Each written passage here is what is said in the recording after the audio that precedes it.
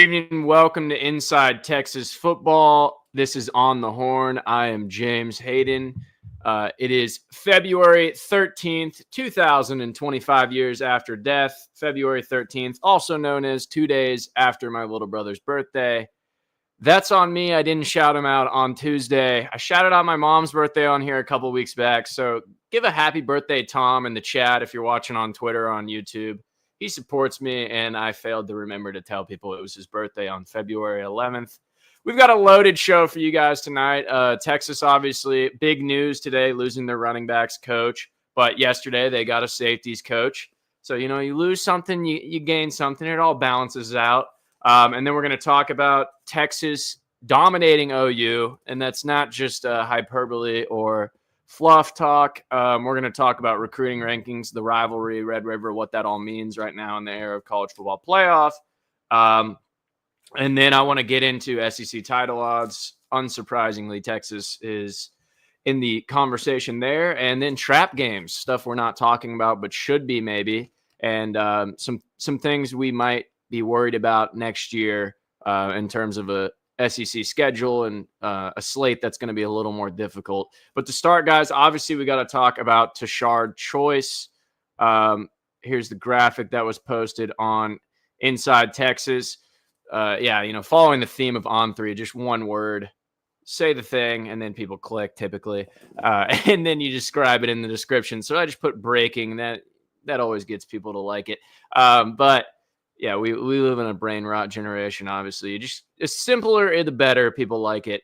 And so, obviously, this one was breaking. Tashard Choice left and went to the Detroit Lions. So this was huge news. Some people were mad. Others were happy. They for him, rooting for him. Obviously, he's been a good coach for Texas. Been there for the past 3 years now. And, he got a great opportunity with Detroit. And people thought he was sticking around after he declined the Cowboys offer last month. And then for him to, go to Detroit kind of caught some people off guard. But let's be honest, most people are denying the Cowboys these days. You probably would too if you're in the coaching industry. No offense to you Cowboys fans. I know Texas fans, probably 75% of you are Cowboys fans. Thankfully, I am a Texans fan. I'm the one who's a Texans fan. Not many of us. I feel like most Texas fans go like Cowboys and then like Mavericks and Spurs. I'm that one guy. I grew up in Houston before moving here. So I like the Rockets, Astros. I know that's controversial.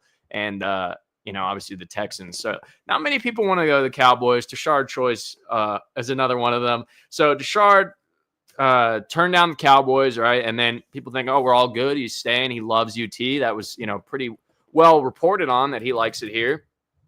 And, well, then what do you know? Today people were kind of shocked. In the last 24 hours, the developing story, first broken by Inside Texas, by the way. So make sure you go to InsideTexas.com, guys.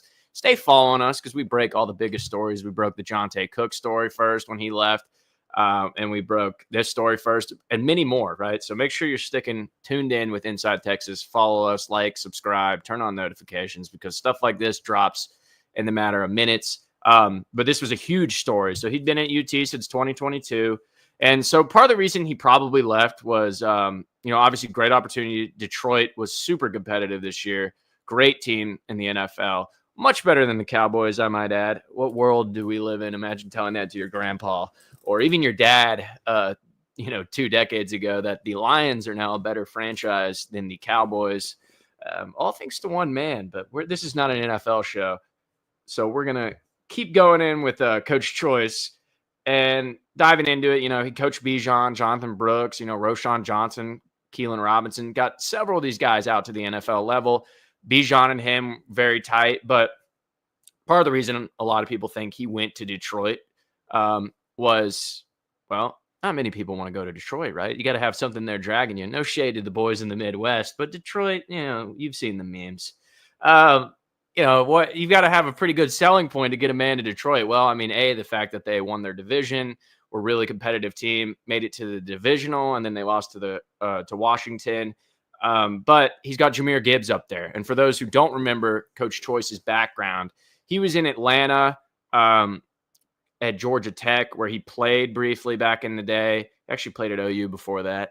But he played at Georgia Tech, and then so he was on their coaching staff. He was the running backs coach, and he was heavy in recruiting Jahmyr Gibbs. We all know Jahmyr Gibbs is an absolute stud from the Atlanta, Georgia area, who then transferred to Alabama, now plays for who? The Detroit Lions, a beast in the NFL, all-purpose back to a T. And I think, Tashard Choice was excited to go coach a guy like that again. He coached him before. He recruited him. He knows the kid well. Why not go to the next level? And another thing we got to talk about is when people see this, like I said, we got mixed reactions on the social media pages. When I posted this graphic, people were going, some people were mad at him. Some people were happy for him. A lot of people were just sort of feeling melancholy.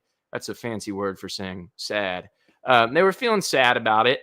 And we're kind of upset that he had left after they thought he was staying. But I can't fault the guy. I personally, I don't like, the Sunday game. Leave that for the big boys. It's not for me. The goofy kickoff. I don't really like it too much. I'm more of and I'm maybe part of that is because I'm a Texans fan. Although they're competitive now, they never actually win anything. But I just love college football so much more. If I was a coach, I think I would stay at college football. But I say that from a guy broadcasting a YouTube show in his little brother's room. Happy birthday to Thomas, by the way. Make sure to comment that.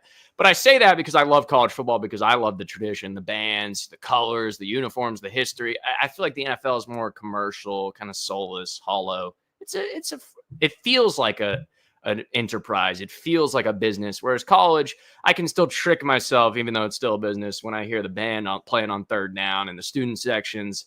And, Texas is playing Oklahoma. We'll talk about that later on a Saturday in the Cotton Bowl, and it's historic. You still feel it.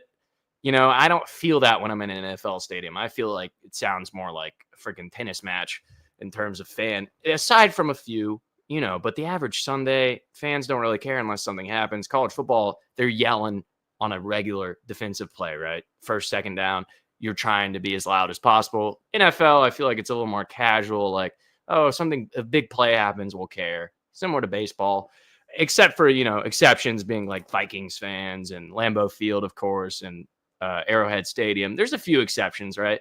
But most NFL crowds are not as amped up as college football. The stadiums aren't as big. I could talk about why I like college football over the NFL for, hours. But Choice, obviously he went to the NFL. This seems to be sort of a pipeline developing. Coaches are just getting bumped up to the NFL, right?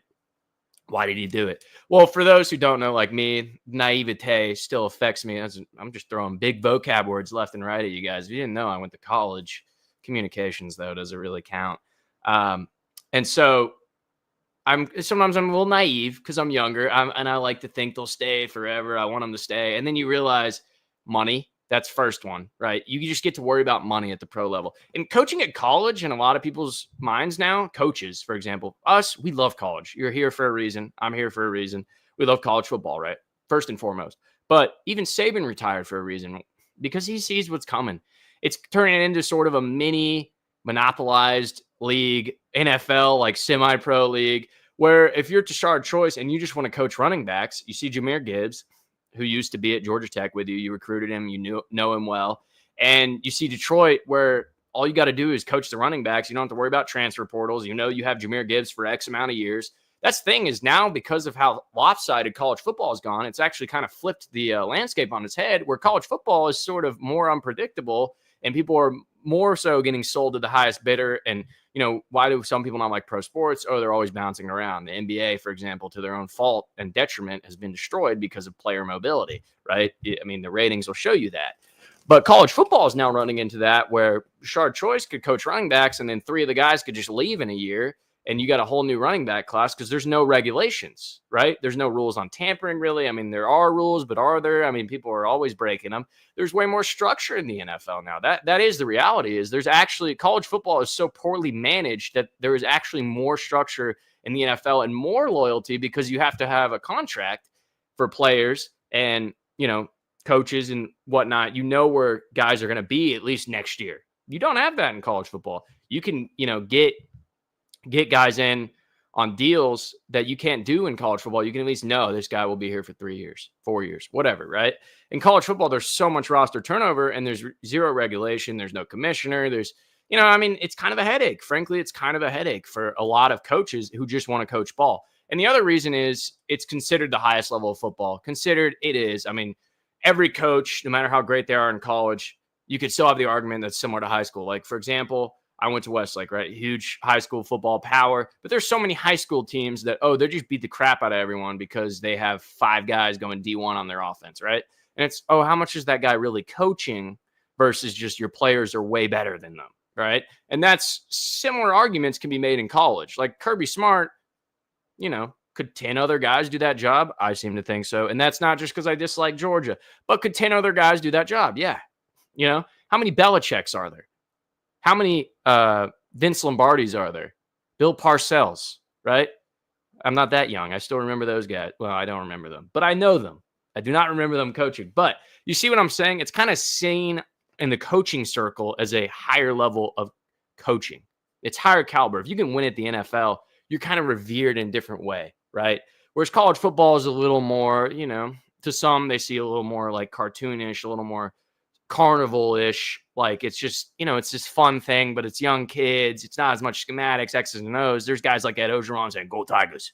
It's more goofy, rah, stuff like that. And you could still win doing that. So, that's why guys like Sark will probably always have NFL whispers around his name. And he may frankly go back after he wins a title. We saw with Jim Harbaugh. Why did he go back to the NFL? Because he won his title at Michigan, his alma mater. He loves Michigan. Played at Michigan. Won his title. Whether you agree with how he got there or not, that's another conversation for another day. But he won his title, and what did he do? He went right back to the NFL because it was still itching him. He almost won a title with the 49ers. He comes back to college. He wins a title here. He wants to go prove he can win in the NFL because what it means to win in the NFL is a totally different thing than college. It's not, hey, I recruit better. You guys all got salary caps. I'm a better coach. I'm better at X's and O's. I'm better at preparation. I'm better at watching game film. Belichick, Brady, right? There's no edge really necessarily aside from like player scouting and you can just worry about coaching. Belichick, while he did tinker around and whatnot with that stuff, you see when coaches in the NFL, Bill O'Brien, to shout out my Houston Texans again, when he got bumped up to GM, you're doing too much. And that's like what being a college coach is. Sark has to be a salesman. He has to be a recruiter. He has to be a head coach. And he's also calling plays. He's got to be a manager and a CEO ostensibly. And then I'm just firing off vocab words, ostensibly, another vocab word of the day today. But he has to be a coach, an executive, a manager, a president, and then also a recruiter. And Tashard Choice was a great recruiter. That was a big part of what he did at Texas and Georgia Tech, getting a guy like Jahmyr Gibbs, right? Bringing in Jonathan Brooks. But the thing is that now he doesn't even have to worry about recruiting. He doesn't have to worry about NIL and tampering and people coming in with a higher offer. He just knows who he has, and he can just coach running backs. So I think that's part of the reason why he left. Hey, all the power to him. He did great at Texas. I think that room will be fine. CJ Baxter back, Trey Wisner back. They'll be loaded. You got to be worried about some recruiting movement and whatnot. People like the guys they like because these guys come into their homes. They get to know your family. Just doing my brief, doing 5 months of this sport and covering it and seeing what like Justin Wells does, for example, and Charlie Williams, when they're covering these recruits, it's like, their parents are always there with them. Their little brother's there. So like guys like Coach Choice, he knows, Javian Osborne's whole family, right? For example, a 2026 running back recruit. So, it is something to think about in that regard, but overall, Texas will be fine in the running back room. I don't think you ever need to worry about a shortage of talent at Texas. Not sure who's on the hot board yet for coming up next, but obviously people are going to be dying for that position. And Coach Sark will be fine picking out a new staff member for sure. But hey, Texas lost a couple staffers in the last week here, so. But it's not all doom and gloom, as Bob Ross would tell you. You got to have the stormy days to have the sunny days. What would be your happiness if you never were depressed, right? And we've got some good news. We've got some good news, right? Rutgers head coach, Mark Orpry, is coming over. He was their corners coach. He's going to replace Blake Gideon and be the safeties coach. I'll be honest, I don't know a ton about this guy. I looked up into Rutgers defense. Look, this is how prepared I am, guys. When you produce and host the show, you got to prepare yourself. I got my notes here, and one thing I saw about 2023, he led Rutgers to their first bowl win in like 20 years. Rutgers, although it's the birthplace of college football, for those who don't know that, not the biggest football school in the world. I hate to demean the great state of New Jersey, but not a huge football state. You can just look at the New York Jets and then work your way down to Rutgers. But in 2023, Rutgers had the 10th passing defense, which at Rutgers is that's a big statement. They don't recruit like Texas, for example, right? They don't recruit like many other schools in the Big Ten. So he's replacing Blake Gideon, right? So Mark Orphe, who is this guy? Orphe, I had to look up how to pronounce his name as well. So he's a Rutgers cornerback coach. And if you remember Jeff Choate, the Texas linebackers coach a couple years back, he likes him a lot. He was his secondary coach when he was the DC or the head coach or DC at Montana State. Now he's at Nevada. Jeff Choate is, but so he loves Mark Orpre. He's big on him. He said that he's a great guy, great recruiter, humble, willing to work, not any sort of head case. People like him. All in all, he's well respected, and he was frankly, a great corners coach over at Rutgers. Had some good results for a limited team in terms of talent. But Rutgers has been a bowl team, and was that really a consistent thing in college football for Rutgers to be a bowl team? And they've always had a solid defense since he's been there for the last 3 years. And also a big thing on him. So he's a Houston native. He went to North Shore, bitter rivals of Westlake High School. Not a big fan of North Shore. They took out Sam Ellinger's team. I remember when I was young going to that game, and North Shore, Clavion Chason beat Sam Ellinger's team in the state title in 2015, way back. So I didn't like North Shore since then, but he's from North Shore. He played track and football. He was a DB, obviously. So he did track and was like an MVP in track at North Shore. I really just read the whole biography on this guy. I know because a lot of people don't know him either. This is the first I heard his name. But he did track, which is huge because a lot of defensive back recruits are track guys. They have a track background. So that is actually something he could relate to them on. Being from Houston's big. North Shore, we know how well they recruit. Westlake beat them in the playoffs this year. Not bragging. I didn't even play high school football. I don't think I can claim any sort of success they have. But so he's a Houston native, and he went to North Shore. So that's big for in-state ties. He'll be able to relate to Texas kids. We see that a lot of the greatest DBs are coming in-state. Look at Kobe Black. Look at Jonah Williams, who's also coaching the secondary at Utah State. So while he was a corners coach at Rutgers, he's done secondary. Like, he's coached the entire secondary before, right? And another big thing that I want to get to is he was a defensive analyst at Alabama under Saban. He helped with secondaries, game planning, all that sort of stuff at Alabama in 2021. And then that's how he got his job at Rutgers as the DB coach. So, Mark Orpre, legit guy. I think he'll be fine. Orphe, I don't know. You guys are going to have to fact check me on the name pronunciation. I'll learn it. Spring ball's coming up. I'll learn his name. But Mark Orphe. Mark Orphe, Alabama experience on Saban's staff, great DB coach over at Rutgers. I think they'll be fine. You got Michael Taft leading the room. You got Manny Muhammad back, Malik Muhammad. Yeah, my little brother, while it's his birthday, he said, "Why do you keep calling him Manny Muhammad?" I had to hit him with the casual. I called him a casual because I said, everybody calls Malik Muhammad Manny Muhammad. Michael Taft at the press conferences refers him to Manny Muhammad. My little brother said, "Oh, you're getting his name wrong." Malik, Manny Muhammad will be back. He's got something to prove. Kobe Black will step up. That DB room will be great. I think we know that. Jonah Williams coming in. Mike T being back. Derek Williams being back from injury. I think they'll be fine. They'll continue to recruit well. So I'm not worried about Blake Gideon leaving. Think about 2023, guys. How mediocre was that secondary in 2023? And then they just had a total shift year to year. So, I think we know that Texas will be just fine. And, sometimes you got to do a little remodeling in your staff, especially when you are, a big program like Texas. We see Saban, how many times did he lose guys and then would just reload? They're going to do some remodeling. And usually when you remodel, things turn out better. And if you need to remodel, you should call Luxe Kitchen and Bath. This video is brought to you by Luxe Kitchen and Bath. Luxe has been offering high-end kitchen and bathroom remodels for 3 generations throughout the greater Austin area. With 5-star review after 5-star review on Google and Facebook, and an A+ rating from the Better Business Bureau, you can put your faith in Luxe Kitchen and Bath's award-winning designers and skilled craftspeople to bring to life that dream vision of your special home. But that's not all. Luxe's all-star team provides full remodels, large additions, and even commercial build-outs as well. So call Luxe Kitchen and Bath at 833-358-LUXE today. Or visit luxekitchenbath.com to discover where quality meets luxury and begin the process of transforming your home. Get a free quote today by calling 833-358-LUXE. That's L-U-X-E. Or by visiting luxekitchenbath.com. Link in the description. All right. Thank you, LC, for that. And again, folks, sorry. I'm hosting and producing, I got to fire off the tweets too to get more people in the live.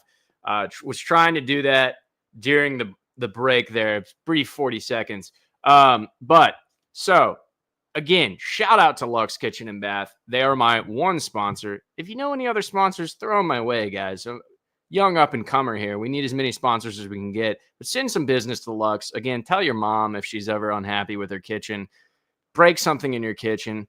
Just do me a solid, I don't know, and use Luxe if you do end up destroying a cabinet, or make a comment to your wife or girlfriend that you don't like whatever color kitchen you have. And then if she's like, you know what, you're right, then say, honey, call Luxe Kitchen and Bath.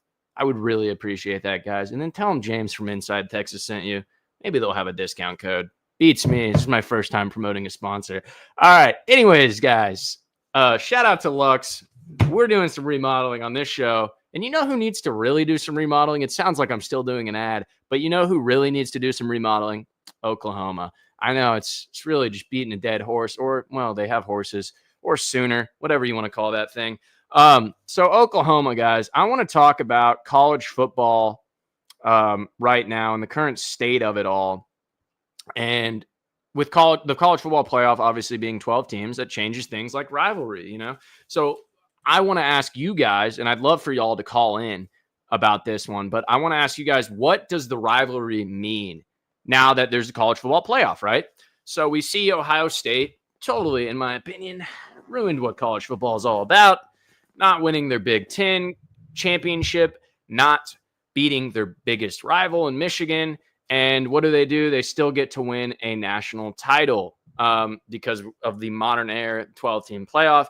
So my question to you guys is, would you as a Texas fan want to win a national title after having lost to, say, OU or A&M? What if you went 10-2 like Ohio State, but those two losses were Oklahoma and Texas A&M, and you don't win the SEC, but hey, we got a national title because we get a third and fourth chance thanks to a 2025 college football? Maybe I'm an old head, even though I'm only 23, but I personally miss the old era of college football where you had to beat your rival, where that stuff still mattered. And when people are going to sit there, and I don't know if you saw the Ohio State fans, I think what they were frankly doing was coping with the fact that they can't beat Michigan or even win the Big Ten, much less make it to the conference championship. Crap on Texas all you want, SEC detractors. At least they made it to the SEC title, right? Or, you know, the rest of the country who dislikes Texas, at least they can make it to that game, right? But anyways, Ohio State, you know, they're telling you, oh, we aren't even thinking about Michigan. We aren't thinking about Michigan. It's like, well, they've beaten you 4 straight times. I saw the clips of Jack Sawyer on the field when they were trying to plant the flag. Clearly they cared, right? Rivalries matter. I don't care what people tell me. I don't care that Ohio State claims to be a national champion. Well, they are the national champion. They beat Texas en route to that national championship, but they didn't beat Michigan. So in my mind, I see it as like, you're a national champion, sure, but you don't beat Michigan. That's where I'm at. Like, I wouldn't want Texas to win a national championship and lose to Oklahoma, right? I think Red River still matters as much as, you know, it ever has. You know, I still think it matters so much, especially for the little brother up north, right? It really matters for them because they're struggling. They're struggling with recruiting. They're struggling with their seasons in the past couple of years with Venables. But I think it still matters just as much. You're playing in the historic Cotton Bowl where, you know, dozens and hundreds of men before you donning the same jersey, the same look, played in the same 50-50 bowl split in a historic rivalry in a historic stadium with so much tradition, history on the line. I don't think the loser of that, you know, feels okay because of the college football playoff. It's fine. It doesn't matter. I mean, that's what Ohio State fan. I was looking at the comments of a lot of the bigger posts on like On3 and stuff like that. And, Ohio State fans, we don't even care about Michigan, guys. We're fine. And it sounds like that meme with they've got the mask on and it's a smiling mask, and behind it, they're just crying. And we don't care about Michigan. That's how I would feel if like Texas lost to A&M and then won the title. Would you really want to win the title if you lose to A&M? I think that stuff still matters. Red River still matters a ton. To me, I care about Red River more than, a playoff game. To be honest, I would rather beat A&M and Oklahoma than beat Arizona State and freaking Clemson. No offense to those teams, but they have no history with Texas. That was the first time Clemson played Texas, if I remember correctly.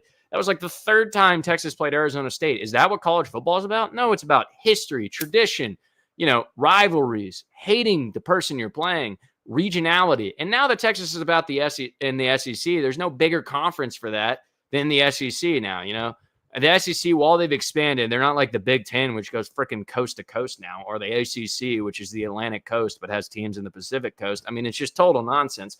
But we don't need to get into that because thankfully we cover an SEC team.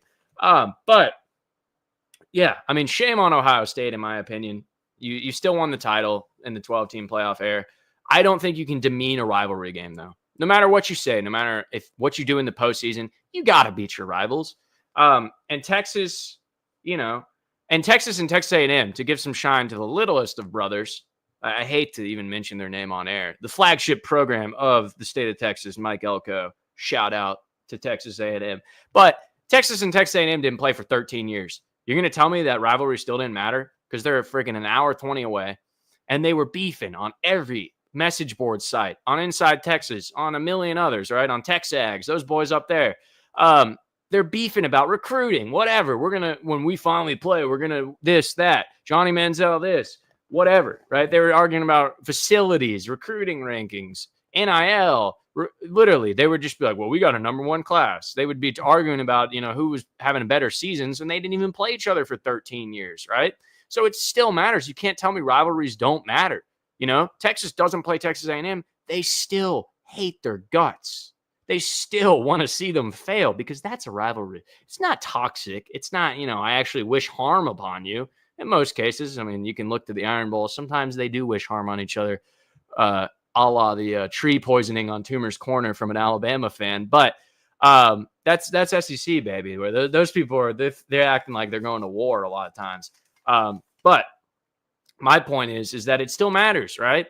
We still hate Oklahoma. We still hate Texas A&M with all your passion, with all your heart, with vitriolic hatred for that team because of a different color and because they're from a different part of the country, but close enough to where it's, your friends, your family sometimes went to that school. That's what college football is about. Regionality, baby.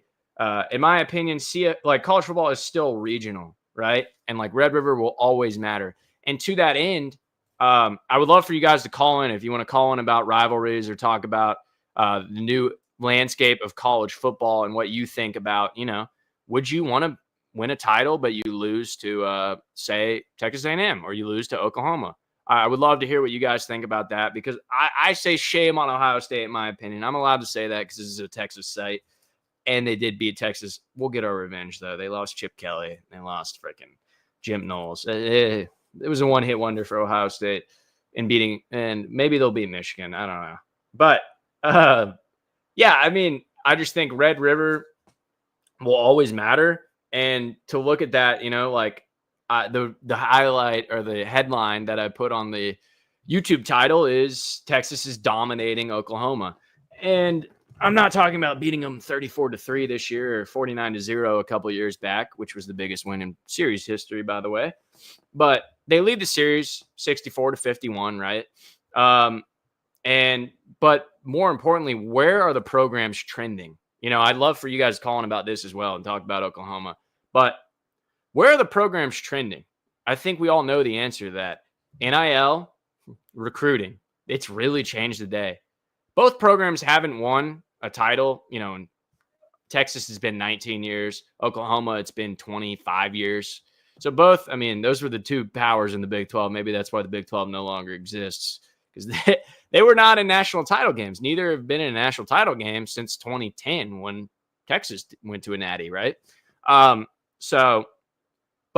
on that note, Oklahoma and recruiting since going to the SEC.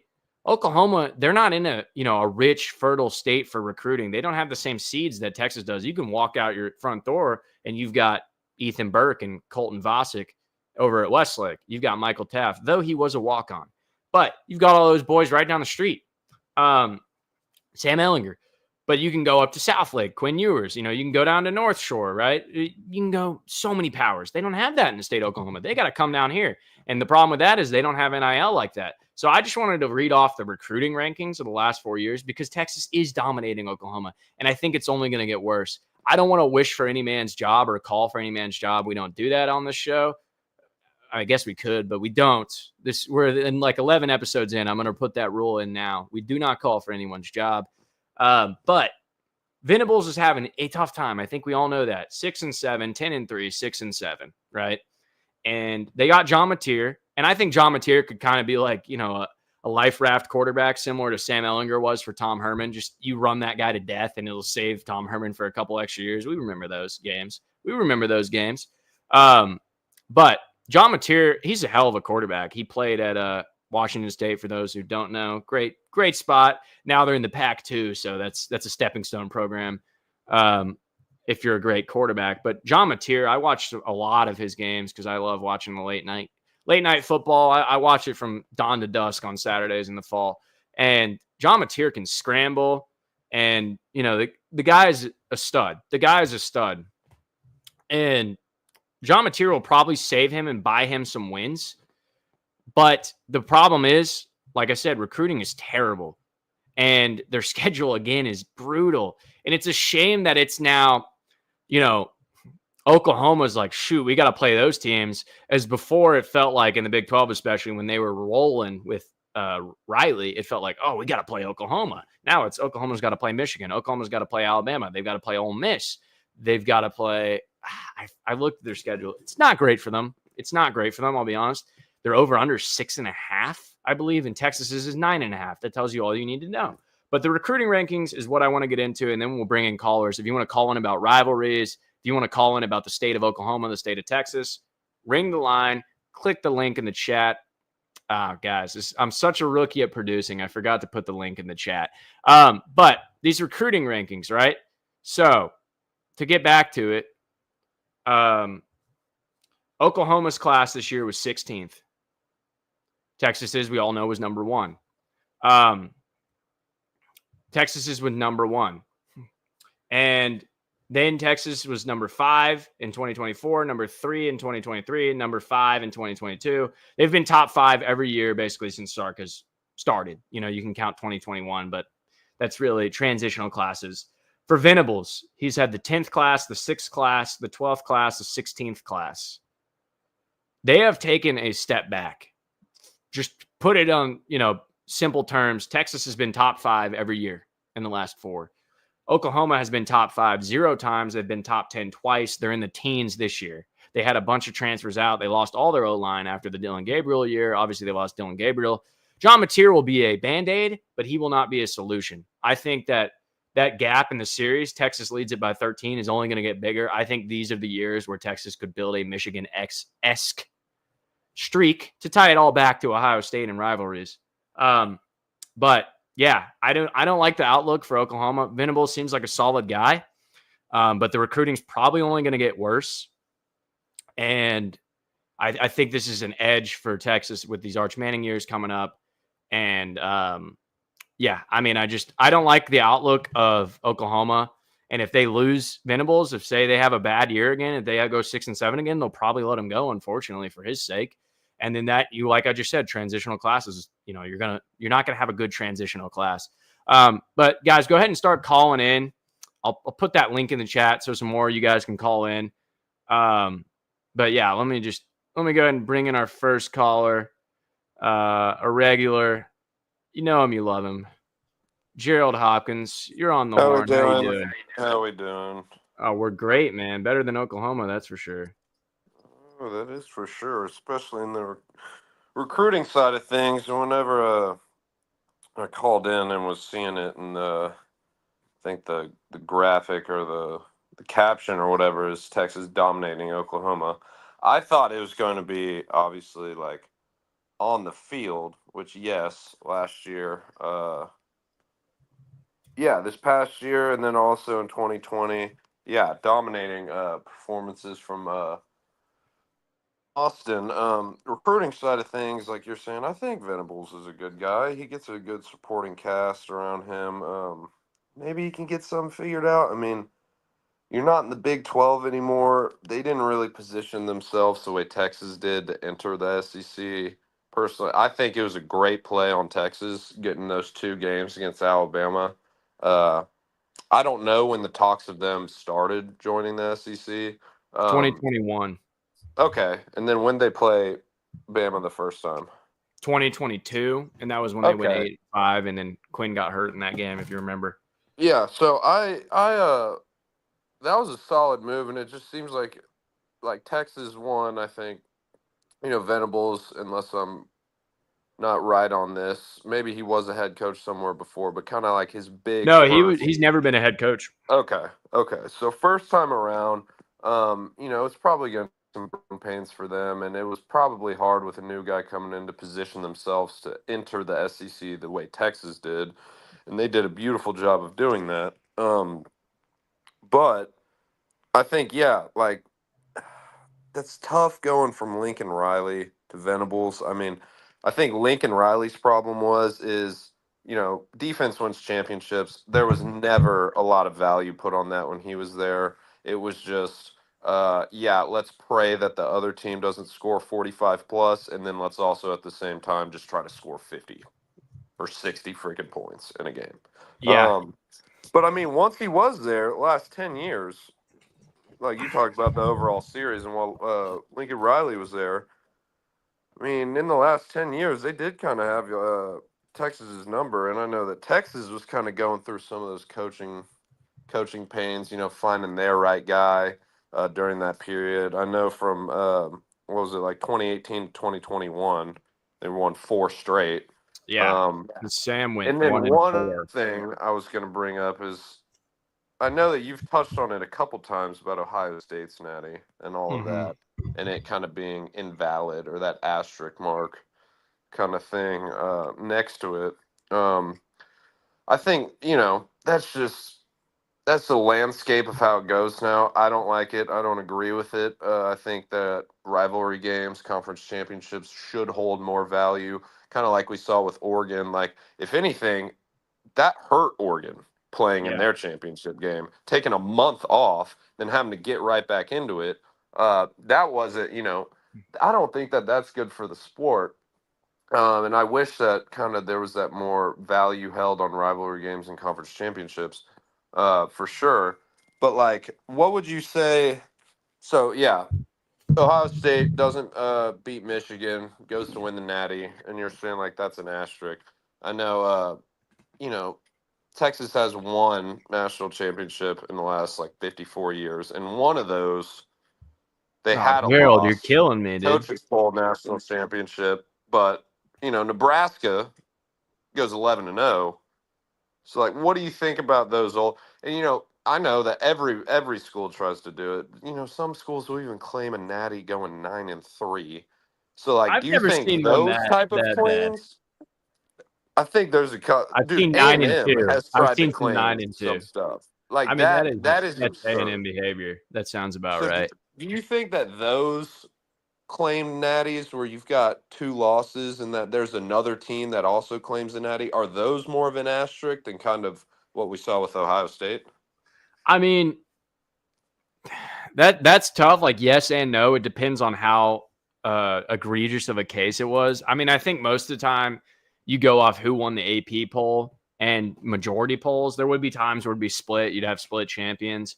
But yeah, I mean, I agree. You can nitpick the crap out of those ones back then, but I still think you weren't seeing. And back then there was no national championship game, right?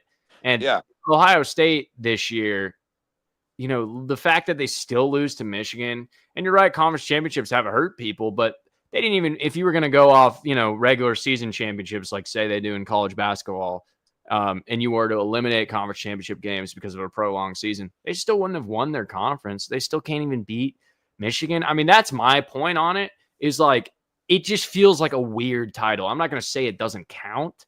I don't know if asterisk is the right word because they didn't cheat. The NIL allows everything they did now. Yeah, like yesterday. But whoa, easy on the blue, man.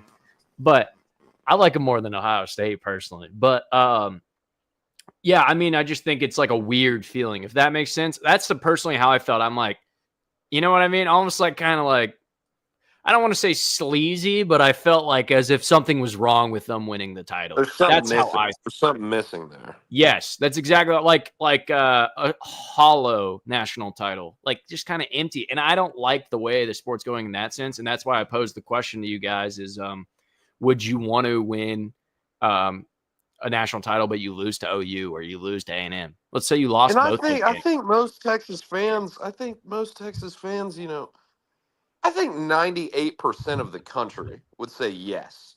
Now, is it going to suck that we'll have little brother, you know, dangling that in front of our face like, ooh, you won the Natty, but you can't beat us. You know, we're seeing it with Ohio State right now. Like, that part would suck. At the end of the day, you get your national championship game or a win. Like, I think as a Texas fan, not, you know, winning one of those since '06, I think you'd be kind of like, as much as it would suck, I think you'd be crazy not to take that.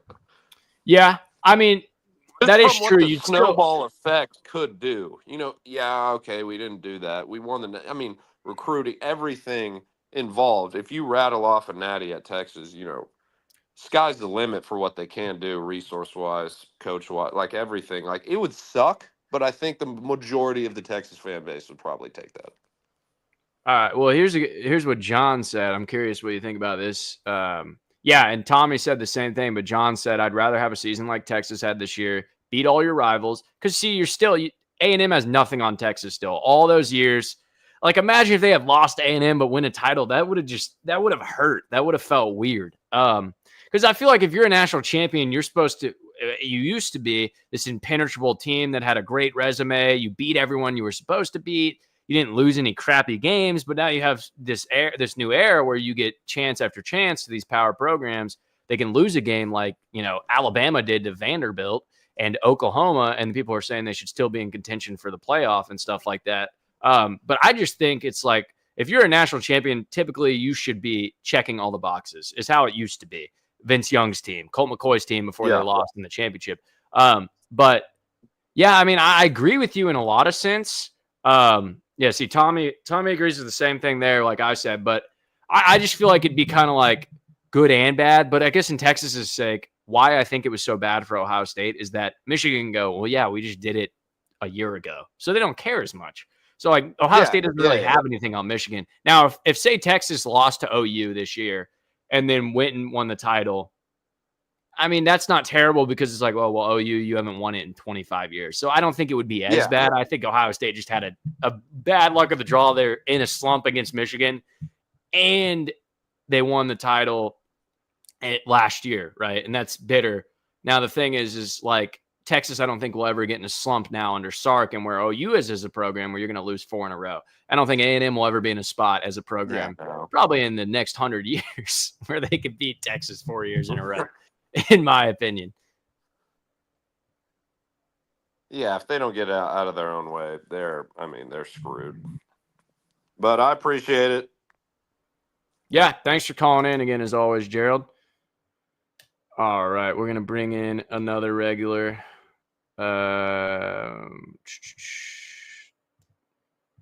Terry? Can you hear me, Terry? Hey, how's it going? Oh. Hello? Oh.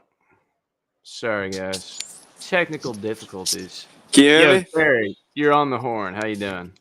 Can you hear me? Yes, sir. How you doing? Hey, how's it going? It's great. How you doing? Hey, I just want to talk about that. I mean, your thoughts that you guys are totally dominating OU. Now y'all just finally won and finally getting good. I think that's just a crazy take, to be honest. That they're dominating OU? Yeah, I mean, what, y'all are 8-17 the last 25 years against them? Oh, you pulled out the Google on me, man? pulled out the Google. I on mean, it? if you want, Okay, if you here's want my to bring out the stats, I'll bring out the stats. Simple Terry. Google way. Terry, here's my point on that. Okay, first of all time they lead the series 64-51, and secondly, the more important thing is that I'm saying they're dominating OU in the current landscape. Right? There's no time like the present. You can't look to the past. And reality is that OU's recruiting classes are most years now under Venables outside the top 10. They're trending down. I think it's only going to get worse, or we could see like in Nebraska where they just fall out of the fold as an elite program as a whole because they're not in a recruit-rich state. I mean, if you're going to bet on the next 5 years, Terry, which program will be better? Even next 10 years? I'd say Texas, but I want to say if you were put in their situation and they were saying they're going to dominate y'all, what would you say? I would say 34-3 first, and then I would say, when's the last time y'all made the playoff? And then I would say, probably, what's your recruiting class? And, what's the expectations for Oklahoma next year? Not crap, if we're being honest. And what was it this year? They went 6-7. I would argue, and I know you're an Auburn guy, Terry, that Auburn has a better future on the horizon than Oklahoma. Auburn's recruiting the hell out of Alabama. You're trying to sweeten me up now. I'm not trying to sweet talk you into defending or dogging on OU, but I mean, OU made the playoffs in 2019. Yeah, Patrick makes a good point. Tell OU we've been where y'all going. Enjoy. Because, I mean, okay. Yeah, because Texas was down. Texas was down for a good 10 years, Yeah, y'all in the dark ages. I mean, who's to say that Coach Venables gets it together and ends up how y'all are now? Like, who's to say that's not going to happen? Recruiting and NIL investment. See, here's the thing is like people go, how'd he do it? And the reality is a team like Texas always had the resources, right? And then NIL just basically legalized paying players. And Texas, Terry, I don't know where you're from, but all the oil money in Texas, every alum, every McCombs business kid who, goes on to run some hedge fund or work at ExxonMobil, whatever, just goes, oh, yeah, I'll give $1 million here. I'll give $1 million there. They can raise money no other state. We do that in Bama, too. I give half of my biweekly paycheck to the Auburn NIL team. So, I mean, it may not be oil money, but it's good, honest work, all right? Y'all got farmers' money. About those trees, Harvey Updike, if he was still alive, I wouldn't piss on him if he's on fire, okay? All right, Terry. Yeah, that's it. Thanks for calling in. For those who don't know, that's a throwback. Right, I mentioned it. Yeah, of course. I mentioned the Toomer's Corner tree poisoning when, if you remember a legendary Paul Feinbaum clip. We like to call ourselves the Feinbaum of Texas. Not quite. We like to be a little more serious. But, if you remember the clip, an Alabama fan, I was talking about how crazy rivalries get in the SEC, went and poisoned the infamous tree at Toomer's Corner, like this 200-year-old tree. He went and poisoned it, then called into Feinbaum and told him that he poisoned it. I think he went to jail for it, but he said he'd do it again. That's SEC football right there for you. And Terry, our last caller, is an Auburn fan. So that was that was a classic throwback then. And clearly he does not like him. I can't remember the guy's name that poisoned the tree. Here, I guess this is a point from John that Oklahoma still has a good recruiting base. The recruits just see Venables is going to leave. And then so he thinks they will start coming after Venables is gone because they do still have a good recruiting base. That is true. They get, that DFW area. We saw them get Brennan Fasusi, the big O lineman, stayed with Oklahoma when Texas was pushing really hard for him. So they will still probably recruit well. I just don't, they won't go into probably Nebraska State, John, but I don't think that Oklahoma has a lot of, sunrises on the horizon. I think it's more sunsets for Venables and the program. I mean, it's already been 25 years since they won a title. They couldn't win a title before when they were the premier program in the Big 12. Texas was down. They'd go to the playoff. They'd get routed every year. Texas goes to the playoff. They've got the same roster as a team like Georgia or Ohio State, and they go toe-to-toe with them.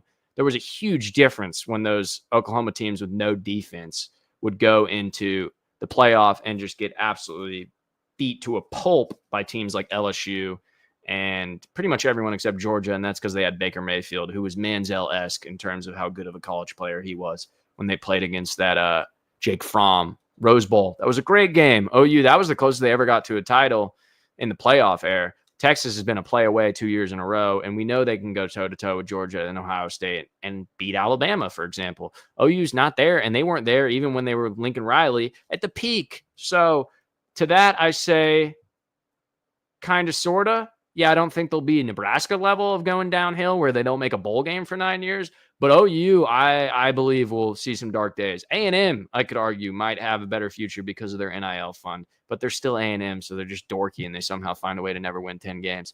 All right, let's move on to our next topic here. As much as I love dogging on Oklahoma, who doesn't? I mean, that's what we do here at Inside Texas. But thankfully, statistics and records do it for us. So here we've got what I talked about earlier. The SEC championships odds early dropped. This is, Patrick. I want to go back to what we were just talking about, but Patrick's got a point. Oh, had to rip a burp. Excuse me, fellas. But SMU's probably got as good of NIL as OU. That's how they were able to assemble a playoff team. I don't know if they'll get to that OU level, but that is funny to bring up SMU. I mean, hey, they can recruit the DFW area now. There. Now you're saying SMU is the only challenger, John. You're all over the place. But let's go to SEC championship odds, guys. So no surprise here. UT, the real UT, is at the top here. So UT is favored to win the SEC, guys. Oh, shoot. Did this photo crop wrong? I am a rookie producer, guys. Producing and hosting, it's a little much for me sometimes. So at the top there, it should say Texas plus 250 is the odds. But you see the rest of the list, right? So Texas is first ahead of Georgia, right? They couldn't beat Georgia. But people like where Texas is heading more than Georgia. And obviously there's a ton of hype around Arch Manning. They're the favorites to win the SEC. And it kind of makes sense, right? They went the farthest of any SEC team in 2025 in the playoff, losing to the eventual national champions, if you want to call Ohio State that. We were just talking about them earlier. But they lost to Ohio State, who won the national title. That's not for nothing. And so Texas, did the best of any SEC team in the long run. They won the most games of any SEC team. I know they couldn't beat Georgia. But, hey, Texas, obviously a ton of hype, coming off a 13-win season. And now we've got Arch Manning, all those high expectations. He shined in limited action this year, throwing 900 yards, 9 TDs, 2 INTs. Played great, showed that he's a dual threat guy, more athletic than any Manning to come before him. And the number one recruiting class, those top 5 recruiting classes I was talking about. When you've got a number 1 recruiting class building on a number 3 and number 5 recruiting class in the past 2, you're going to have a loaded roster, and you're starting to get that depth that you see at Georgia. So this is like, just people are betting on Texas at this point being, like a Georgia, just able to reload. That's what people are kind of betting on, is just, you just know they'll have someone. We don't necessarily know who will end up being the, star defensive tackles like Vernon Broughton and Alfred Collins, with those guys leaving. We don't necessarily know. The secondary is a bit of a question mark, losing Blake Guinea and losing Makuba, losing Jade, right? But it's Texas. Now Texas is getting to that level where you can just, all right, let's load in, Jonah Williams at receiver. Let's load in Khalil Lockett. Someone will step up. Ryan Wingo will step up, right? You get all these 5 stars in a room. You've got them, 2-3 deep of 5 and 4 stars. You can just, boom, another one in the chamber. All right, we're loaded. Once again, we're loaded. And that's what Texas has done. So now you see the betting, the odds makers, they're not fools. They're not just buying into Texas hype and the Arch Manning train. They've got Texas as your favorite to win the SEC. Georgia's number 2 at plus 300. Again, my bad for cropping the picture wrong. Texas is supposed to be at the top. They're plus 250, I believe. So if you want to make $250, throw 100 down. I'm not actually saying to do that. Allegedly, in Minecraft, not a real bet. We can't gamble in Texas. No freedom here, apparently. But this is all theoreticals. I'm just theoretically saying Texas is the favorite, not real gambling. So they went the farthest in the SEC team. We know that. And they've got a huge recruiting class. But, the big but, always a but. They've got to play Georgia on the road, guys. And that is why if I were a betting man, which I'm not, because that would be illegal. Again, we are in the state of Texas. I do not gamble. But Georgia on the road, and Gunnar Stockton, who beat Texas the first time, came back against Texas. He's kind of mobile. And they got Zachariah Branch from USC, who's very dynamic. So that's going to be a tough game between the hedges. Now, one good thing is if you go at Ohio State, let's say you lose that game, that's out of conference, right? The other tough game in conference is like at Florida. Let's say Texas loses 2 conference games and they're 10-2, and they lost at Georgia. They could still rematch them. So I mean, it's still good odds that Texas could be your SEC champion. There's a reason these guys, win more than they lose in terms of. There's a reason casinos stay open, right? They typically peg the best odds, and they have Texas as their favorite. So that's not for nothing, guys. And so. But Gunnar Stockton, Zachariah Branch, and then Noah Thomas, if you remember from A&M, good for him on getting out of that cult. And my light turned off. I'm not Mr. Technology when it comes to hosting and producing over here. But I appreciate y'all coming along for the ride. So they got Noah Thomas, big 6'5" target or 6'3". I don't remember. He's tall. He's an outside guy, gets jump balls. He played at A&M, so he escaped and got out there to Athens. He will be good. So, I mean, Georgia will always be good. They're always going to reload. So that is the one I'm worried about in terms of conference games, and at Florida. But Florida might be a little beaten and downtrodden at that point. We're going to talk about that in a few minutes when we get into trap games. But first, we're going to bring on our boy, Johnny, under 60 Flicks, always hopping on the show. We're always happy to have him call in. Johnny, what do you think about SEC championship odds and Texas being number 1, even though I cropped that picture wrong? They are the What's number 1 going odds. on, brother? Thanks for having me on again. Once again, as always, man. Of course, man. I'm looking at what am I looking at? I'm looking at the odds that you put up. A little bit cropped, as you mentioned, but no worries. You know who I think is kind of undervalued? I think Bama's kind of undervalued, to be honest. I mean, I'm looking at their schedule right now, man. Look, their only tough games are like in Columbia. They're playing at South Carolina, and the only other game that's really tough is at Georgia. Everybody else is at home. They get Tennessee at home. They get LSU at home. So I mean, I think Bama probably goes 10-2 and makes a title game, to be honest, unless something else, like some weird tiebreaker. I don't know exactly how those work, but if I'm a betting man, which, like you said, I'm not, because I live in the state of California. That is not. Oh, you guys can't do it out there either? Yeah, it's kind of weird, right? Like everything is legal here except sports gambling, apparently. But dude, yes, but you cannot gamble here. I went out to Palm Springs a couple of summers ago, and there was casinos there. Yeah, so they're only the Native American reservations can do gambling. Nobody else can. Damn.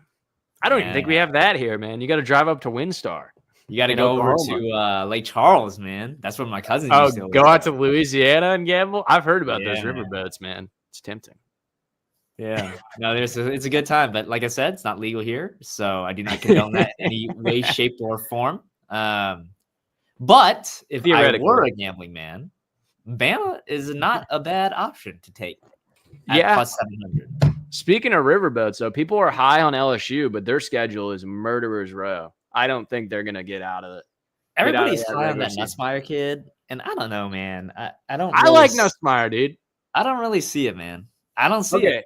I don't know if I see it in terms of like Heisman. He has the best Heisman odds. Yeah, that's what I'm saying. I don't think he's going to win a Heisman, man. Well, he's not super mobile. So like he'd have to put up like some sort of Joe Burrow-esque pocket passing season, just a freak. They do have great receivers coming in, and they always are loaded in the receiving room. But the thing is he's a gunslinger and he throws a ton of picks.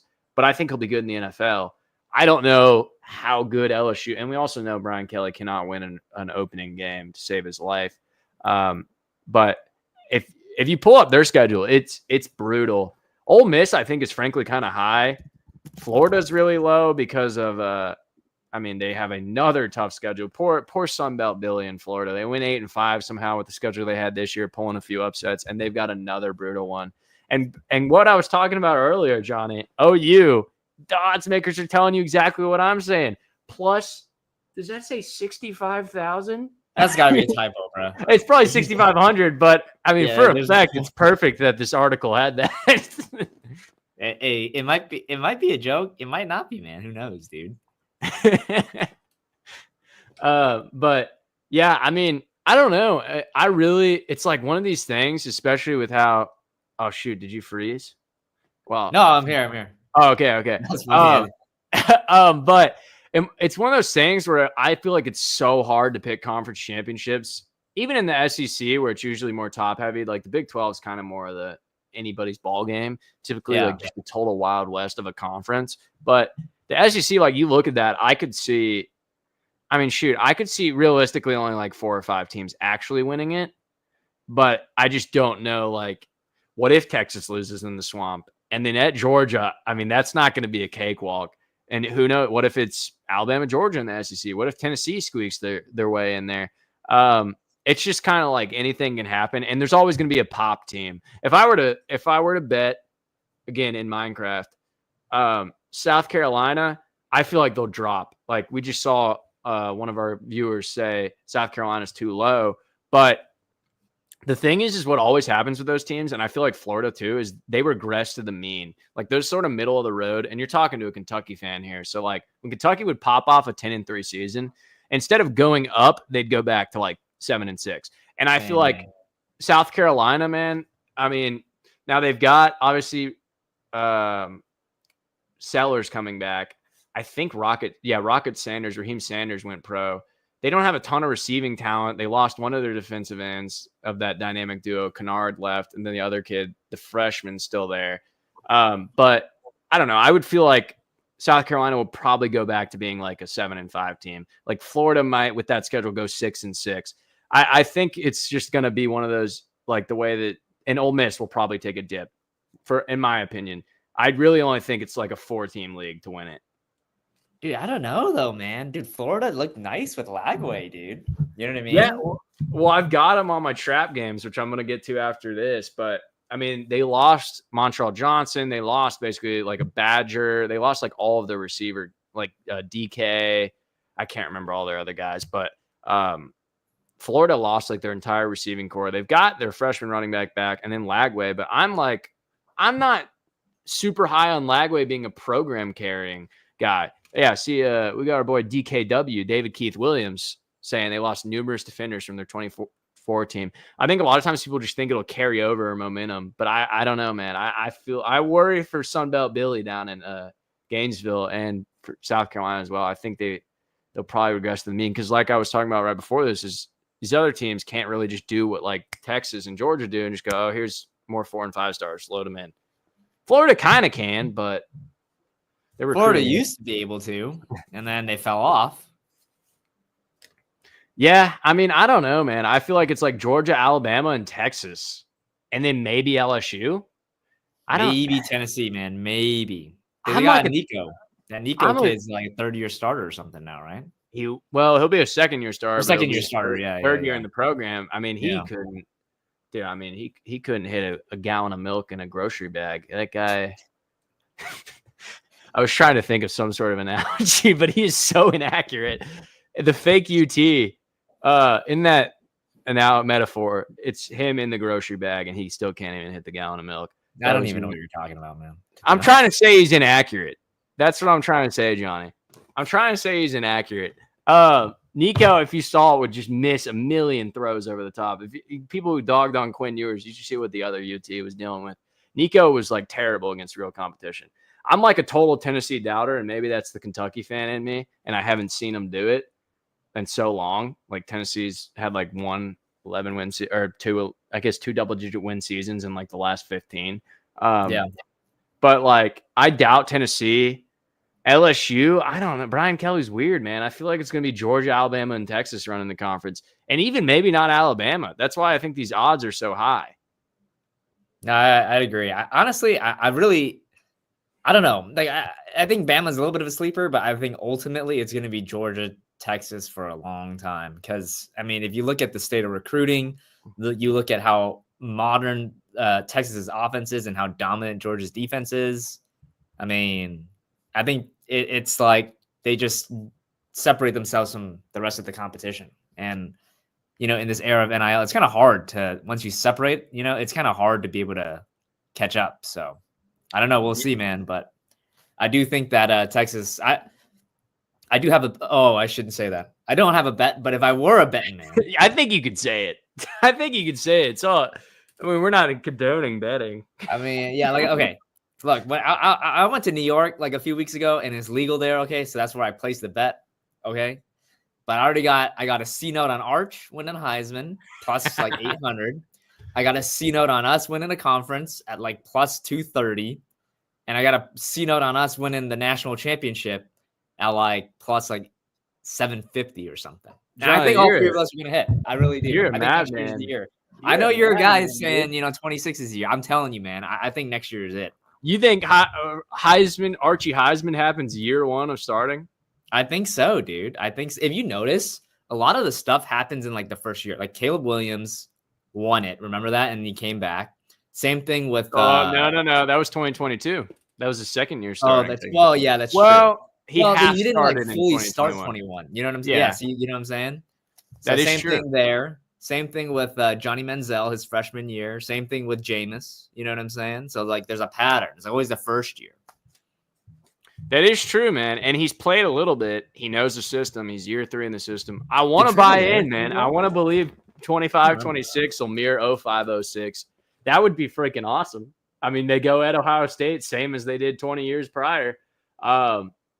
Yeah, I mean, who knows? This is like, that's the crazy thing, man. And that's what's so fun about college football is especially in the era of the transfer portal.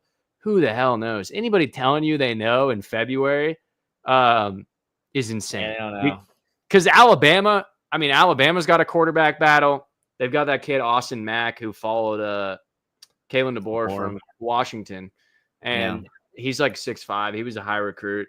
But it's just like, what if one of those guys pops? You really don't know. That's why I feel like Texas is such a safe bet, because as much as they've had so much turnover, they are still like so talented and have guys like Ryan Wingo back, have guys like DeAndre Moore, CJ Baxter, Manning, and just the fact that defense, I think you can rely on, those edges are going to be insane. Like Trey Moore, and having Anthony Hill and Colin Simmons year and 2. Lance Jackson too is a freshman, man. Oh, dude, yeah. I mean, that's the thing is they'll just be absolute game wreckers. And who knows if Gunnar Stockton will be good as an actual full year start. I mean, it's like total crapshoot.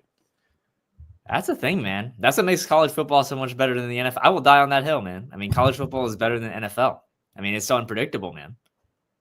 Oh, what do we think about David, Keith, William? And David, I appreciate you engaging in the comments. We'd love for you to call in sometime if you're ever feeling like giving some of your takes. But so David here says Alabama may have the best offensive player in the conference with Ryan Williams, obviously. But how productive will he be with the QB questions? Yeah, I mean that's kind of what I'm saying here. Is just like, who knows with Austin Mack, and I don't know who the other guy is. Is it Wyatt or something? They have a kid. Oh, it's Ty Simpson, dude. Ty Simpson. Yeah, they used to have a kid named Wyatt. Ty Simpson's been sitting there for 3 years. I don't know if he's going to do anything. So, and also Ryan Williams paints his nails.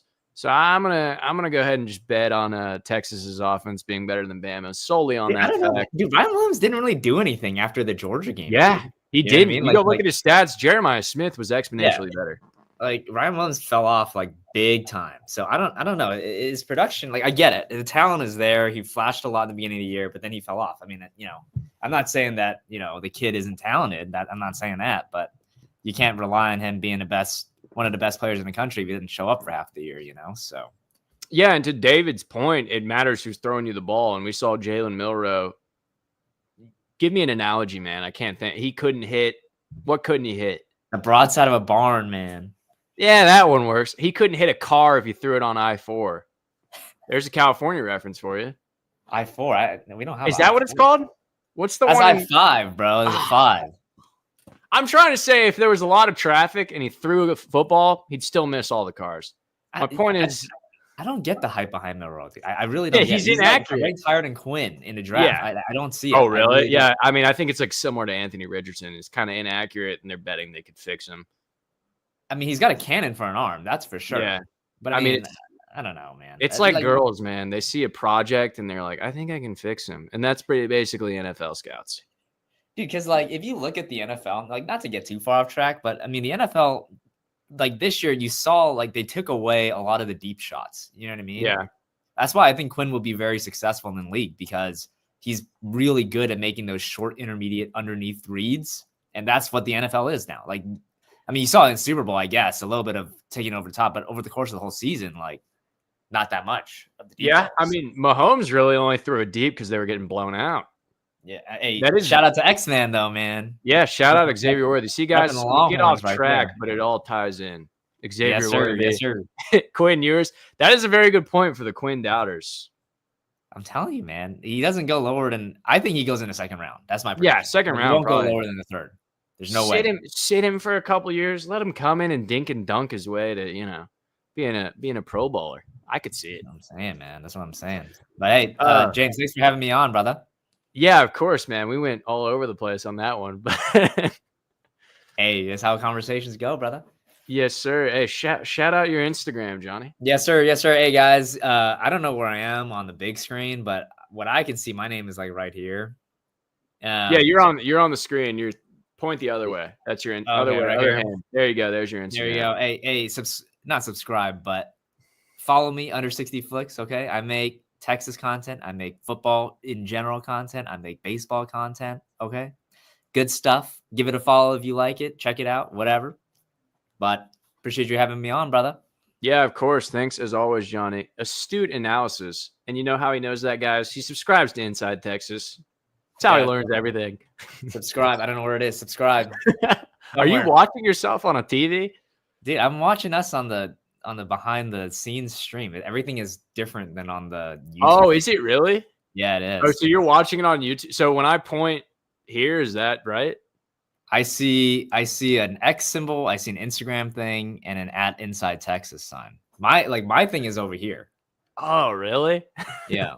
I don't know what we're pointing at then.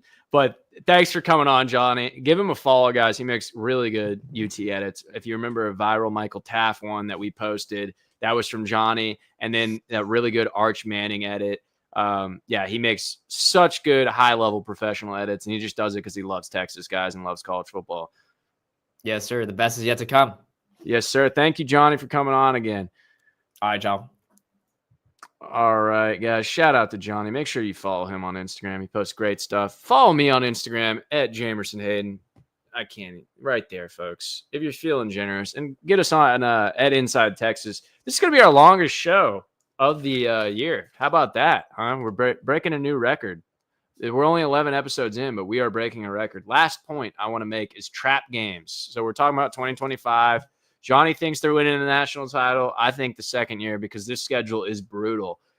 We know we go at Florida. You go at Ohio State to open the year and start Arch Manning's legacy game in Columbus, Ohio. But thankfully, it will probably be a big noon kickoff. We know they're always doing Ohio State dirty with those 11 a.m. kickoffs. So I'm not as worried about that one, to be honest. But going at Georgia, that'll probably be a night game. SEC on ABC. That could be brutal. At Georgia, obviously. At Florida, will be hard. Sorry, I'm burping up a storm today, folks. But trap games you're not maybe looking towards. First one I want to say is at Florida, because they probably will not be ranked. They have to go at LSU. They go at Miami. They could be a 2-2 team when that game comes into town, or when Texas comes into town. And it's right before OU. So Texas, even though we spent half the program dogging on OU, that's still a huge game for Texas, right? Red River will always be huge. The Red River Shootout, and we will always call it the Red River Shootout here at Inside Texas. But the Red River Shootout will always be a big deal. You cannot demean from what that rivalry means to Texas and people in the state of Oklahoma, right? So on that note, like, they'll be prepping. They want to beat the hell out of OU. They want to kick the dead horse while they're down. Kick them while they're down. I don't know. Knock them off the wagon. Whatever that pregame ritual is that Oklahoma does before games. I don't even know what the hell a Sooner is, to be honest. But so they got to play Florida in the Swamp before playing Red River. So I think that one's just a scheduling thing, going to the Swamp. First time ever Texas is going to the Swamp. And like we were talking about, DJ Lagway's year 2 is starting. Jaden Baugh is a really good. He'll be a sophomore running back. So that freshman backfield, they're gonna age well, and they're athletic. They're very talented. They lost a lot of receivers, but at the Swamp, I think that is a sneaky trap game, first trap game of the year, where you're got to be worried about that. Let's say you go and you beat Ohio State, and then you're thinking OU next, and OU will probably still be ranked and care about football in October because they'll have their easy games to start the year, like Temple. And then you're going to be amped up for OU. You've got to go to the Swamp first the week before. That is tough. I will not lie. That is tough, and they'll still have something to play for. Next, and I'm not just saying this, guys, because I'm a Kentucky fan and my parents went to UK, but shout out John Wall for signing that. And I have no clue who any of these other guys are. But Kentucky, that is a trap game. And you might think, what? Kentucky? All right, move Kentucky. This is a Texas show. Shout out Kenny Vaccaro in the back if you see him. Real ones know who Kenny Vaccaro was. But I think Kentucky on the road, you don't just walk into Kroger Field and walk out with a W, guys. It's a tough one. I'm being facetious, kind of, because Kentucky is a basketball school. Nobody knows that better than me. My whole family's from up there, so I grew up going to UK games a lot of times, even being a Texas kid. But oh, that's rough. We're just falling apart here down the stretch. But so that's right after OU. So like I said, it's a tough sandwich when you go from the Swamp, then you go play OU, all those emotions riding high. It probably will be more competitive this year because you've got John Mateer, who's an absolute playmaker. He'll keep them in the game. I think he could run, he could give some similar problems as Sam Levitt. Mobile, little guy, wannabe Manziels. There's plenty of them. I love it, though. I love watching those little guys run around. Sam Levitt was fun to watch, even though he talked a little smack before the Peach Bowl and then got humbled slightly, but he played his heart out. Those little guys, under-recruited, that are dual threat quarterbacks, those are the kids who go from 3 stars to absolute studs in college, historic college legends. Like John Mateer is going to be a beast, I think, at Oklahoma. They just don't have enough around him. They got gutted in terms of Nick Anderson, Andrell Anthony. I think Farouk left too. I mean, their receiving core is going to be totally different. But yeah, playing at Kentucky after OU, and you go Florida on the road, OU at Kentucky. At Kroger Field, it's a hilarious name. I don't know how many Krogers are in Texas, but Kroger's like it's an all right grocery store. So it is kind of funny that they named their field after Kroger. That'd be like for those in Texas, Randall's Field or HEB Field. It doesn't sound as historic as a DKR Memorial Stadium, but Kroger Field still seats 70,000. It's an SEC venue. It's the first time playing there, obviously, for Texas. But it's right after OU, and Kentucky actually got the 9th rated recruiting class. And I was shocked by this. I didn't realize, I thought they were totally done for. I mean, Kentucky had a horrible year, still beat Ole Miss somehow, but they had a horrible year. They went 4-8, but they got the number 9 transfer class, and they brought in some guys like Kendrick Law from Alabama, Troy Stiletto from Clemson, and Zach Calzada. Shout out to the little man in College Station, or a little brothers a little north of us in College Station. Zach Calzada, if you remember him, he was the quarterback at Texas A&M when they beat Alabama, their Super Bowl, the first time they beat Alabama since Johnny Manziel. That was a huge game. Good for them. That was a fun night for A&M. Didn't end up mattering in the grand scheme of things, but hey, Zach Calzada, if you remember him, so he won a big game there. He knows how to win big games, right? And he balled out at Incarnate Word. Incarnate Word, that's an in-state school for those who are from Texas. They're down like San Antonio way, I believe. And yeah, I mean, he put up numbers, and we know Cam Ward went to Incarnate Word. So I think Kentucky, they're running an air raid offense now. I don't expect a ton out of them, but on the road at Kentucky could end up being something like the at Vanderbilt game this year, where it just ends up being closer than you expect. Who knows if they'll give them a night game? If they don't give them a night game, maybe don't worry as much about it. But Kentucky has an all right home atmosphere. I know you guys probably haven't watched a ton of Kentucky football. I have had the shame of watching a lot of Kentucky football growing up. Not very good. Kentucky basketball school, doing good in basketball, and they've got Texas this weekend. I'll be going to that game with my family. Yeah, I know nobody here cares about basketball, especially now. Maybe they'll still make the tournament. And our last trap game, got to be another rival here, the Arkansas Razorbacks. I think this one's a trap game solely because it's right before A&M, guys. It's end of the year. You got Arkansas coming to town. And again, they'll be fighting for bowl eligibility. They'll be scrappy. You remember that game was closer than probably people expected and wanted it to be, closer than comfortable, I think. And that's right after Georgia. So let's say you go to Georgia and you play a physical game and you get beat up, you win or you lose. That's still going to be one that's, weighs on the team physically and probably mentally. It's grueling going to Athens, going and playing in Sanford Stadium. And then to go from that, and you're going and playing a bitter rival at home, Arkansas, who lost a tough game against you the year before, and they're going to want to, kill you in your home turf. They're going to want to beat you up. Like, they really they hate your guts. Like we know Arkansas and Texas is an old Southwest Conference rivalry. Arkansas fans still hate Texas fans. And that's a bitter rivalry as much as maybe it's not on the national radar. That's, again, college football is regional. Still is, in my opinion, as much as they try and change it. But Arkansas, they lost a lot of talent, but they still got Taylon Green. And for those of you who remember Taylon Green, he's the guy who's basically built like Vince Young, but not quite as good. I know that's a shocker. There's not really many players as good as Vince Young. But, Taylon Green's 6'6", like 220, I want to say. Lanky. He's very streaky. He's kind of a gunslinger, a bit of a gunslinger, but at times he makes some of the craziest plays that you'll ever see a player make, and you'll think, oh, this kid could be really good. And he's a Texas native. So, I mean, I just worry about that in 2025, at Kentucky, at Florida, and Arkansas. Arkansas, of course, Bobby Petrino running the offense. They're a high-power offense. They were this year. And Taylon Green and with Braylon Russell, if you remember that guy, he's 6'1", like 250. Freshman running back this year. He's coming back next year. So, I mean, they'll have a good backfield. They'll be competitive, but that one's in DKR. There actually is, like, it's a hard schedule, but aside from, like, the upper echelon of games, like Georgia and Ohio State, if Florida's like a 2-2 team when you go in there, like, Kentucky's probably not making a bowl game. Arkansas's probably not making a bowl game. A&M at home, we know what A&M is. Like, get out of here with that Aggie crap. I really think this could be a favorable schedule. While 9.5 is the over-under this year, and this past year it was 10.5. I really do think Texas, if they handle their big games, right? If they handle their big games, and Ohio State's kind of an unknown, and they lost their staff, they lost most of their team, frankly, except for Jeremiah Smith. I really don't see like any other pitfalls for Texas. I think, and also the way Sark runs the culture and the standard and just the consistency, that's the key for success. Very similar to Saban. He doesn't play down for any competition. He's always playing his best, scheming the best, preparing the best. So I don't really worry about those little games. At Florida, I think that's just a game they've got the talent where that could be competitive. But, I'd love to hear if you guys comment, call in what some of your fears are maybe for next year's schedule.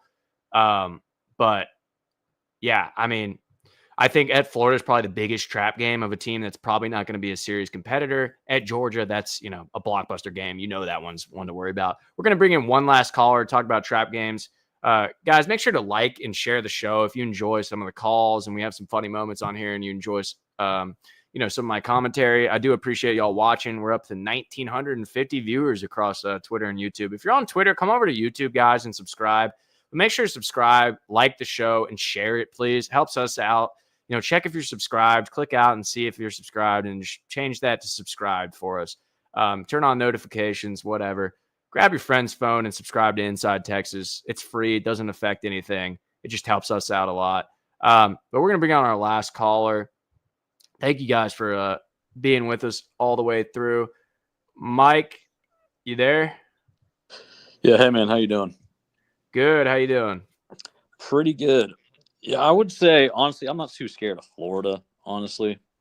I mean, what was their big win last year? Ole Miss? I mean, LSU, too? Kentucky beat Ole Miss. What does that say about them? All right. And then what? Kentucky? I mean, Kentucky, they have got Zach Calzada at quarterback. Yeah, dude, but he aired it out. Oh, man. Word. Yeah, some FCS quarterback. I mean, that's where Cam Ward started. He was an Aggie, man. Like, what do you expect? Like, he can't beat Texas. And then that is true. It probably will still be in his blood. The only game I'm really, I would say, uncertain about this year is probably the Georgia game. But I mean, that's not really a trap game. Yeah, that's Ohio that's State. I think Texas should feel pretty good about because I mean that's the first game for Ohio State with all their new coordinators, and Julian Sainz never even played before. So yeah, I mean, Arch has at least had a couple of starts, and he played a decent amount in some big games as like a wildcat type quarterback. So like he's not like the moment's not going to be too big for Arch. That is true, and I think the fact that that'll definitely be an 11 a.m. kick on Fox probably helps them. I think it could mirror, not in terms of crazy like blowout, but I think it could kind of mirror the Michigan game where you see Texas being very calm and settled in offensively, at least. Yeah, I think it's kind of similar to the Michigan game. Like, I think Texas is probably more ready than Ohio State for the start of the season. Kind of similar to Michigan. Like, Michigan obviously became a pretty good team at the end of the year this year. So, but they were a totally different team at the beginning. They were just weren't prepared at all to play in that moment. Yeah, and Sark's preparation is, second to none. The way he preps for games, I think he'll have a great game script for that. Arch will be willing to, ready to prove to the country that he's more than just a name. I actually really like Texas's odds in Columbus. I'm more worried about going into Athens. But if I were to, make a prediction, I feel like another 11-1 regular season is very likely for Texas. Yeah, I kind of don't get the over, and I feel like 10.5 would make more sense. I would probably say Texas should be like a slight favorite to Ohio State, and then I would say they probably should be, a slight underdog at Georgia. Yeah. Hey, well, and then Ohio State's a 3.5 point favorite right now, so get in on it while you can. Yeah. Well, gambling's illegal here, so I would never do that. What, you got one more point, Mike? I would say Arkansas. Arkansas is probably the one that I think is probably a legitimate trap game because Taylor Green, he's pretty explosive when he's right, when he's accurate. He's kind of streaky, though, but if he's feeling it, then, it could be a problem. Yeah, that is and that guy. They really do hate Texas. Yeah. I don't know. I don't get it, maybe, but they got like a weird obsession with Texas. They felt like their hair was on fire in 2021, so... Yeah, Arkansas, it is an underrated rivalry, I think, nationally that people forget about when Texas went to the Big 12. But that is like a family old rivalry, like generational rivalry that they still hate each other because they border each other. And Taylor Green and, his OC, Bobby Petrino, are two of the biggest wild cards in college football. They could pop one. And I think that being before you go and play A&M is one where maybe – Texas is kind of sleepwalking through. But I don't know if that means they win. Arkansas can outright beat them. It could just be something similar to this past year, in my opinion. That's after the Georgia game, too, isn't it? Yeah, it's right after the Georgia game, right after Georgia and right before A&M. So these sandwich games, similar to playing Florida right before OU, and then, OU sandwiched between at Florida and at Kentucky. You're on the road a lot. You're not playing at home for, 3 weeks. Yeah. Well, thanks for having me on, man. Yeah, thanks for calling again, Mike. Appreciate it. Yeah, guys, would love to hear what you guys think are some trap games.